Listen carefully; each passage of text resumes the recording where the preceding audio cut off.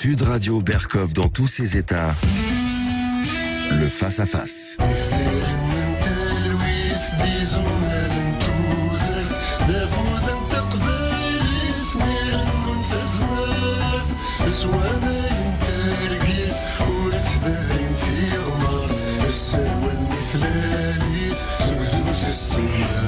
Et tout de suite, notre face-à-face. Et aujourd'hui, on reçoit Ferhat Meheni, président du gouvernement provisoire kabyle en exil, homme politique, écrivain algérien, membre fondateur du mouvement pour l'autodétermination de la Kabylie et surtout, il publie Réflexions dans le feu de l'action, histoire de la renaissance du peuple kabyle aux éditions Fauve.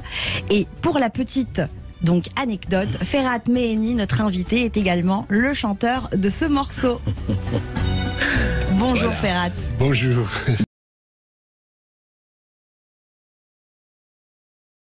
Ferhat Meheni, beaucoup de choses à dire, et moi, si vous voulez, quand j'ai reçu votre livre, je me suis dit, et ça fait quelques années qu'on fait cette émission à Sud Radio, on fait parler un peu les diverses tendances, les diverses identités, on s'est dit, mais c'est vrai qu'on ne parle pas assez du peuple kabyle, on ne parle pas assez des Kabyles, au nom de quoi et voilà. Je ne sais pas. Je crois que quand on regarde la société française, elle est kabylophile.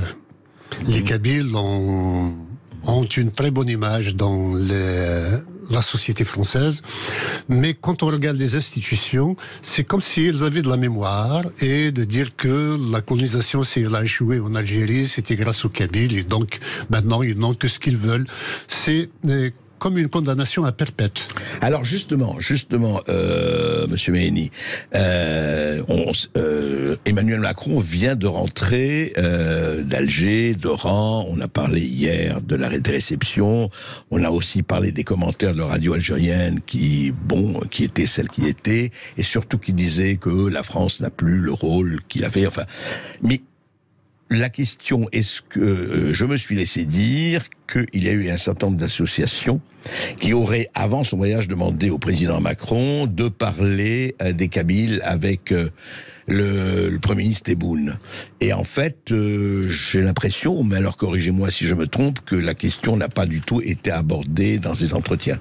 Oh, figurez-vous qu'elle a été abordée, mais dans l'autre sens. C'est-à-dire que les Algériens, oui. Surtout à la réunion qui a regroupé les responsables de la sécurité au sommet entre l'Algérie et la France, l'extradition de ma modeste personne a été évoquée alors que je suis un réfugié politique. Ah bon, ils ont demandé, on a demandé en tous les cas, la presse algérienne, on parle des fuites organisées ou non, en font état aussi de cette demande capricieuse de criminels séniles qui sont au pouvoir en Algérie. Et je m'étonne que M. Macron s'assoie à la table avec ceux qu'il a qualifiés de système politico-militaire, vivant de la rente mémorielle et faisant du chantage à la France à la mémoire tout le temps.